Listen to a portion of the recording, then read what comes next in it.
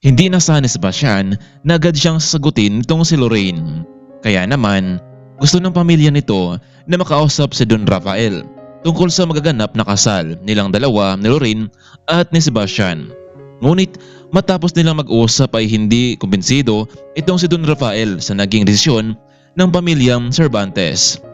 Ngunit kahit hindi man papayag itong si Don Rafael ay matutuloy pa rin ang kasal, kaya naman hindi na lamang siya humadlang dito. Ilang linggo, buwan ang nakalipas, palaging lumalabas ang magkasintahan matapos ng duty ni Sebastian sa opisina. Babe, anong ireregalo mo sa akin after ng kasal natin? Ikaw, ano bang gusto mo? Talaga? Gusto ko sana ng isang bagong sasakyan at magtungo tayo sa ibang bansa for our honeymoon. Sige, walang problema. Basta para sa mahal ko, gagawin ko ang lahat. Sobrang saya nitong si Sebastian.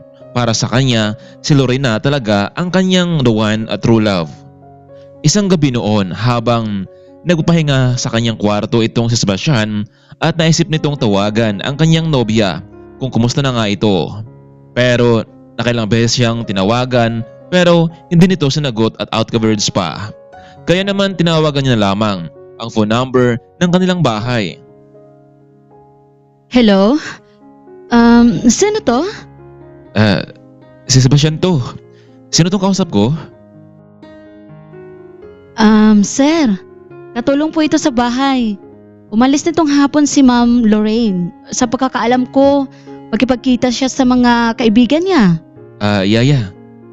Alam niyo ba kung saang lugar yon? Nako sir, hindi ko po alam pero palagi naman ito sa Davis KTV Bar. Kasama ng mga kaibigan niya. Sige Yaya, maraming salamat. Sir, basta wag niyong ipaalam na ako ang nagsabi sa inyo ha. Baka po matanggal ako sa trabaho. Huwag kang walala Yaya. Hindi naman siguro magalit si Lorraine. Isa pa, hindi ko rin sabihin sa kanya kung sino ang nagsabi sa akin. Sa mga oras na iyon, dahil nakapagpahinga naman ng kaunti ang binata, ay naisipan nitong sorpresahin ang nobya sa KTV kung saan siya naroroon. Alo, alis muna ako. Dadalawin ko lang si Lorraine. Mag-ingat ka Sebastian. Dahan-dahan lang sa pagmaneho ha. Umalis na itong si Sebastian. Pero bago tuluyang nakarating sa KTV, ay dumaan muna ito sa isang flower shop para bumili ng mga bulaklak. Mabuti na lang at nakahabol pa ito bago tuluyang magsara. Ang Davis KTV Bar, isa itong aliwan ng mga taong mayayaman sa buhay. Hindi nila pinapasok dito ang mga taong mababa ang estado. Kaya naman, kilalang mga tao lamang ang nakapasok sa loob. Ipinarada muna ni Sebastian ang kanyang sasakyan at takmo na sana siyang pumasok sa loob pero may isang malaking lalaki ang humarang sa kanya. Sir, meron po ba kayong ID? Bago kayo makapasok sa loob? Naku boss, ngayon lang ako nakapunta rito sa Davis KTV. Ano bang kailangan para makapasok sa loob? Nako sir, ipinagbabawal pong makapasok sa loob. Lalo na at hindi kayo membro dito. Baka kayo pa ang dahilan para makagulo sa loob at yun ang iniwasan namin. Pero pwede naman kayong makapasok pero ibang usapan yun. Alam niyo sir, alam niyo naman siguro na ang lugar na ito ay para lamang sa maperang tao. Pero kung talagang gusto mong makapasok sa loob, pwede ka namang magbigay sa akin ng 10,000 at you're in. Ganun ba? Sige, walang problema sa akin. O heto, 10,000. Pwede na ba ako makapasok sa loob? Sige boss, pumasok na kayo. Pagkapasok pa lamang nitong si Sebastian ay kitang-kita niya ang crowded ng tao at talagang ang lahat ay mayayaman. Hindi niya alam kung paano niya makikita itong si Lorraine. Habang hawak-hawak nito ang mga bulaklak, mukhang mahirapan itong si Sebastian na makita ang nobya. Kaya naman, nagtungo muna ito sa bartender para sa isang shot. Hello boss, 1 shot muna. Oo waiter, isang shot nga dyan. Teka lang, pwede ba ako magtanong sa'yo? Ano yun boss? Kilala mo ba si Lorraine Cervantes?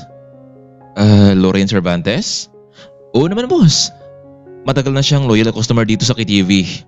Bakit boss? Ano kailangan mo sa kanya? Ako nga pala ang kanyang boyfriend at may nakapagsabi sa akin na nandito siya ngayon. Heto, may dala akong mga bulaklak para sa kanya. Boss, nandun sila sa may second floor kasama ng mga kaibigan niya. Makita mo sila kapag umakyat ka na doon. Naku boss, maraming salamat ha.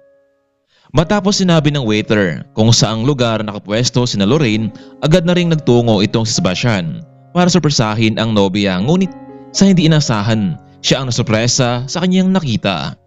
Kitang-kita ng kanyang mga dalawang mata ang may isang lalaki na nakatabi itong si Lorraine at nalikan siya nito sa labi. Sa mga oras na iyon, tila huminto ang mundo ni Sebastian. Baka isa lamang itong panaginip at kailangan niyang magising. Kaya naman kinurot niya ang kanyang mukha pero totoo ang lahat ng kanyang nasaksihan. Lorraine, masarap ba ang kanyang halik, ha? Sebastian, anong ginagawa mo dito? Paano mo ako natuntuhan? Babe, sino siya? Charles, siya nga pala si Sebastian, my new friend. Oh, I see. So Sebastian, let's join us. Lorraine, ano tong pinagsasabi mo? Kaibigan mo lang ako? Sebastian, pwede ba tayo mag-usap saglit? Charles, excuse me for a while, okay? Okay babe, take your time. Ano kalokohan to, Lorraine? Sinabi mong kaibigan mo lamang ako, tapos nakipaghalikan ka pa sa kanya? Niloko mo lang ako eh. No, Sebastian. Nagkakamali ka sa nakita mo. Oo, siya ang dati kong boyfriend pero nakipaghiwalay na ako sa kanya. Nakipaghiwalay ka sa kanya pero kitang-kita ko kung paano mo siya nalikan. Tama nga ang sabi ni Lolo eh. Mahirap mapagkatiwalaan ang mga babaeng katulad mo. Agad namang lumabas ng KTV etong Sebastian at pumasok na lamang sa kanyang sasakyan. Pinaandar niya ito at agad umalis. Bakit mo nagawa to sa akin, Lorraine? Akala ko ba naman matino kang babae at minahal talaga kita. Sobrang sakit ito para kay Sebastian. Hindi niya ito matanggap na niloko siya ng kanyang nobya. Kaya agad niyang pinabilisan ng takbo ang kanyang sasakyan para mawala ang sakit na kanyang nararamdaman. Hanggang huminto itong si Sebastian sa isang tulay. Wala siyang ibang maisip na paraan para mawala ang kirot. Lumapit ito sa may gilid ng tulay at inihakbang nito ang kanyang mga paa para tumalon. Wait, teka lang sir. Anong ginagawa mo? Anong meron? Sir, kung meron kang problema, huwag mong idaan sa ganyan. At sino ka naman para pigilan ako, ha? Alam mo sir, maraming tao ang gusto mabuhay dito sa mundo. Pero kung desidido ka na talaga, ikaw ang bahala, buhay mo naman yan. Sa mga sandaling iyon ay biglang natauhan itong si Sebastian. Tama naman ang babae, mga dahil lang doon ay magagawa niya ang ganung bagay. Sa mga oras na iyon ay bumaba itong si Sebastian at pinagmasdan ang babaeng pumigil sa kanya. Mukhang isa itong crew ng isang sikat na restaurant. Sige na sir. Kailangan ko nang umuwi. At ikaw, umuwi ka na rin. Baka hinahanap ka na ng pamilya mo. At saka sir, delikado po dito sa labas. Lalo na sa lalaking kasing gwapo niyo po. Bigla na lamang natahimik itong si Sebastian at napakamot na lamang sa kanyang ulo. Samantalang bata pa lamang noon itong si Sophie. Gusto na nitong tumulong sa kanyang mga magulang. Pero kailangan niya munang makapagtapos ng pag-aaral kahit man lang sa senior high school para mapasok ng trabaho. Simple lamang ang buhay ni na Sophie. Isang magsasaka ang kanyang ama at mananahi naman ang kanyang ina. Panganay sa 3 magkakapatid itong si Sophie.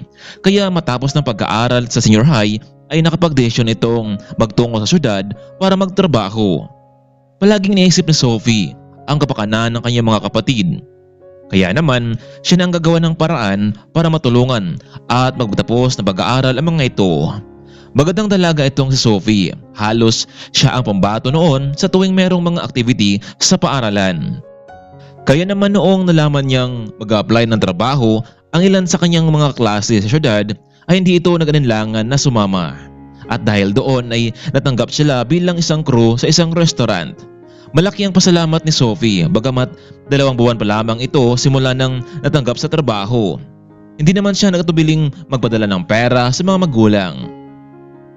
Magpapatuloy pa kaya ang trabaho ni Sophie? Paano kung merong gustong sumira sa kanya?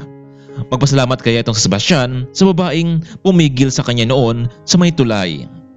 Kaya mga kaibigan, huwag na huwag nating kaligtaan ang mas tumitindi pang magaganap sa ating part 3. Abangan!